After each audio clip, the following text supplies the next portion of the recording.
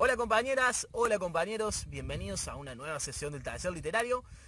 Hoy, como estamos de vacaciones, como es día del amigo, vamos a hacer una grabación, una clase tranqui. No vamos a andar exigiendo mucho la cabeza porque estamos con otros temas, pero sí nos vamos a meter en algo divertido, en algo lindo. No vamos a andar lo teórico, pero vamos a andar en algo lindo. Bien, ¿qué vamos a hacer hoy? ¿Qué planteamos para hoy? Nos vamos a meter por una ventanita a la obra, vida y al espíritu de César Vallejo. César Vallejo, un poeta peruano recontra remil interesante, recontra remil único, que tiene un montón para abrirnos la cabeza, que su obra es única. Me pasó cuando lo empecé a leer de decir, yo no puedo escribir así, no puedo escribir sin niveles. Alucinante. Me pasó con Shakespeare, me pasó con Vallejo, me pasó con muy poquitos. Es una capacidad de transmitir, de decir cosas que no se encuentra en cualquier lado, que no sé cómo se hace, que no tiene receta. Bien, se dice, ¿cómo vamos a trabajar la obra de Vallejo? Vamos a adoptar una forma que se dice que como poeta él tuvo tres etapas. La etapa modernista, la etapa vanguardista y la etapa del compromiso social. Bien, nosotros no nos vamos a poner en tecnicismo de qué es cada etapa y de por qué está en esa etapa y no está en otra y qué diferencias tiene con cada etapa y todo eso. Pero sí lo vamos a usar como marco de referencia. ¿Qué hizo en cada etapita para ir aprovechando, ir entrando en este poeta tan interesante? Poeta peruano. Tiene recontra interesante que él recupera lo andino, trae lo andino, pero no lo trae como una mera descripción, no lo trae como un traslado del paisaje, cómo es el paisaje, sino que mete lo social, mete la vida, hace una traslación recontra interesante, mucho más profundo que él decir cómo es el clima, cómo es la espesura del terreno. Entonces me parece que recupera lo andino desde un lado muy interesante. Estoy con la tranquerita de fondo, medio que yo me muevo y la muevo. Bien, César Vallejo escribe en 1918 un librazo de poemas que se llama Los Heraldos Negros. Dentro de ese libro de poemas hay un poema que se llama Los Heraldos Negros. Cuando un poeta elige como título para su libro uno de los poemas que está dentro del libro es porque ese poema está bueno. Y ese poema está recontra mil bueno. Bien, eso es en 1918. 3 añitos antes, en 1915, fallece su hermano Miguel. Bien, ese fallecimiento es central en su vida, central en su obra y central en su porvenir. Porque le pasó, me parece humildemente, como le pasó a un montón de artistas que a veces la desgracia les despierta su lado más creativo, les despierta todo su talento y es un talento triste, oscuro, pero que es tan sincero, tan profundo que nos cautiva profundamente. Bien, sin más tanto objetivo y cosas raras que estoy diciendo, vamos a leer Los Heraldos Negros y voy a tratar de leer lo mejor que pueda, humildemente. Los Heraldos Negros, poema del libro llamado Los Heraldos Negros. Hay golpes en la vida tan fuertes, yo no sé. Golpes como del odio de Dios, como si ante ellos la resaca de todo lo sufrido se emposara en el alma, yo no sé. Son pocos, pero son. Abren zanjas oscuras en el rostro más fiero y en el lomo más fuerte. Serán tal vez los potros de bárbaros Atilas o los heraldos negros que nos manda la muerte. Son las caídas hondas de los cristos del alma, de alguna blasfema fe adorable que el destino blasfema. Esos golpes sangrientos son las crepitaciones de algún pan que en la puerta del horno se nos quema. Y el hombre, pobre, pobre, vuelve los ojos, como cuando por sobre el hombro nos llama una palmada. Vuelve los ojos locos y todo lo vivido se emposa como charco de culpa en la mirada. Hay golpes en la vida tan fuertes, yo no sé. Bueno, gente linda, se los traté de leer con la mejor, dentro de lo poco que tenía para darles, de lo mejor que pude. Es un poema terrible que tienen que seguir leyendo, que tienen que apropiárselo porque ya sea como escritores o como lectores es un indispensable. Bien, ahí como que estoy chusmeando de reojito los apuntes, porque para eso están los apuntes. Esto es dentro de su etapa modernista y dentro de los Heraldos Negros hay otro poema que es terrible que es A mi hermano Miguel. Decíamos, 1918 escribe los Heraldos Negros, 1915 fallece Miguel y ese fallecimiento prematuro de su hermano de 26 años lo marca. Sin más voy a tratar de leerle el poema A mi hermano Miguel, que dice en memoria. Hermano, hoy estoy en el pollo de la casa, donde nos haces una falta sin fondo. Me acuerdo que jugábamos esta hora y que mamá nos acariciaba. Pero hijos, ahora yo me escondo, como antes, todas estas oraciones vespertinas, y espero que tú no des conmigo. Por la sala, el zaguán, los corredores. Después te ocultas tú y yo no doy contigo. Me acuerdo que nos hacíamos llorar, hermano, en aquel juego. Miguel, tú te escondiste una noche de agosto al alborear, pero en vez de ocultarte riendo, estabas triste. Y tu gemelo corazón de esas tardes extinta se ha aburrido de no encontrarte. Y ya cae sombra en el alma. Oye, hermano, no tardes en salir. Bueno, puede inquietarse mamá. La verdad que es un poema que no me resulta para nada indiferente, siempre me conmueve. Es una terrible obra de arte del dolor y a partir del dolor. La verdad es increíble. Desde lo técnico podemos decir mil cosas de lo que hace Vallejo, pero principalmente es la capacidad de transmitir lo que lo hace único y distinto. El juego que hace entre el esconderse y la muerte es sublime, nadie creo que lo ha hecho tan bien.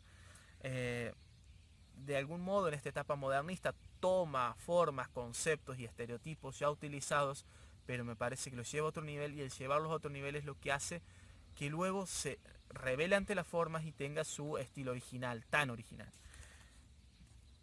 También dentro de esta etapa modernista, en un libro que se llama El arte y la revolución, en su página 50, escribe algo que nosotros veníamos hablando, que ahí se lo voy a leer, que es esto de no me alcanza con decir que está triste, no me alcanza con decir que está contento, enamorado o que la noche está lluviosa. Hay que construir las sensaciones para poder ir más allá y que el lector pueda construir su propia sensación, que no sea la misma que nosotros le dimos, sino que podemos hacer que ese lector se traslade al mundo que se quiera trasladar. En ese El arte y la revolución, en su página 50, Vallejo dice: la gramática como norma colectiva en poesía carece de razón de ser. Cada poeta forja su gramática personal e intransferible, su sintaxis, su ortografía, su analogía, su prosodia, su semántica. Le basta no salir de los fueros básicos del idioma. El poeta puede hasta cambiar, en cierto modo, la estructura literal y fonética de una misma palabra, según los casos. Y esto, en vez de restringir el alcance socialista y universal de la poesía, como pudiera creerse, lo dilata al infinito. Sabides que cuando más personal, repito, no individual, es la sensibilidad del artista, su obra es más universal y colectiva. Vemos cómo la sensibilidad ocupa un lugar trascendental ya desde los comienzos de su obra, como él considera que la sensibilidad en ese aspecto es mucho más importante que la gramática y la ortografía, al menos en poesía. Bien, rompemos la etapa modernista, rompemos los heraldos negros, pasamos a la etapa vanguardista, que las vanguardias fueron un momento histórico, comienzo del siglo XX, ¿no? Y cuando ya se pone vanguardista, ya el lenguaje es más difícil, ya hay unos juegos con lenguaje que son diferentes, ya el escritor es otro. Bien, hay un libro que es el eje de su etapa vanguardista que se llama Trilce. Se llama Trilce y tiene como una historia graciosa, que es, básicamente, él piensa un título para su libro y lo firma como César Perú, como asumiéndose el poeta peruano, ¿no? Y sus amigos le dicen que el título estaba medio feo y que por otro lado ese César Perú como seudónimo no estaba bueno, que lejos de darle una concepción de pueblo le daba como hasta un dejo de soberbia. Entonces dice, bueno, voy a cambiarlo, le avisa al editor que quería cambiar, el editor le dice, mire, yo ya imprimí una parte de su libro, entonces si usted quiere modificarlo, se puede hacer, pero le va a costar 3 libras más. Y entonces él se preocupa porque tenía muy poca plata y empieza 3, triste, 3, y hasta que le sale Trilce. Y dice, bueno, lo vamos a hacer y el título va a ser Trilce y el autor César Vallejo. Entonces de ahí el título de este libro de poemas de su etapa vanguardista. De ellos se me ocurrió rescatar un poema que se llama Poema L. Vieron como el lenguaje difícil y a su vez ese juego con las formas que tiene la etapa vanguardista El poema se llama L, no es descriptivo como era mi hermano Miguel, acá ya hay unos juegos totalmente distintos. Pero me parece que está re bueno y que nos va a aportar desde otro lado. El poema L de Trilce dice: el cancerbero 4 veces al día maneja su candado, abriéndonos, cerrándonos los esternones, en guiños que entendemos perfectamente. Con los fundillos lelos melancólicos, amuchachado de trascendental desaliño, parado, es adorable el pobre viejo. Chancea con los presos, hasta el tope los puños en las ingles, y hasta mojarricha les roe a algún mendrugo, pero siempre cumpliendo su deber. Por entre los barrotes pone el punto fiscal, inadvertido, izándose en la falangita del meñique, a la pista de lo que hablo, lo que como, lo que sueño. Quiere el corvino y ya no hayan adentros, y como nos duele esto que quiere el cancerbero. Por un sistema de relojería juega el viejo inminente, pitagórico, a lo ancho de las aortas, y solo de tarde en noche, con noche soslaya alguna su excepción de metal, pero, naturalmente, siempre cumpliendo su deber. Que me encantó de esto, que mantiene como el anterior un juego de binarismo que esta vez es entre el cancerbero y el guardia cárcel, el carcelero. Que el cancerbero en la mitología griega es el que se encargaba de que los muertos no se escaparan del inframundo, y el carcelero se encarga que no se escapen los presos. Entonces hay como una metáfora de: si el cancerbero se ocupaba de que no se escapen los muertos y el carcelero se ocupa de que no se escapen los presos, es como que presos y muertos es más o menos lo mismo. Entonces en lo de él ya empieza a aflorar esta etapa del compromiso social, aunque estemos en las vanguardias todavía. Me parece que está recontra remil interesante. A ver que no me esté olvidando nada. Encontrar lo trascendental de los recluidos, marginados, olvidados, pero que mantienen el corazón invicto de la violencia que los rodea. Eso se manifiesta un poco, ¿no? Quiere preservar en su obra a los marginados, a los excluidos, pero no como unos resentidos, sino como personas que en su corazón hay una pureza, hay una capacidad de salir adelante. Eso está muy interesante.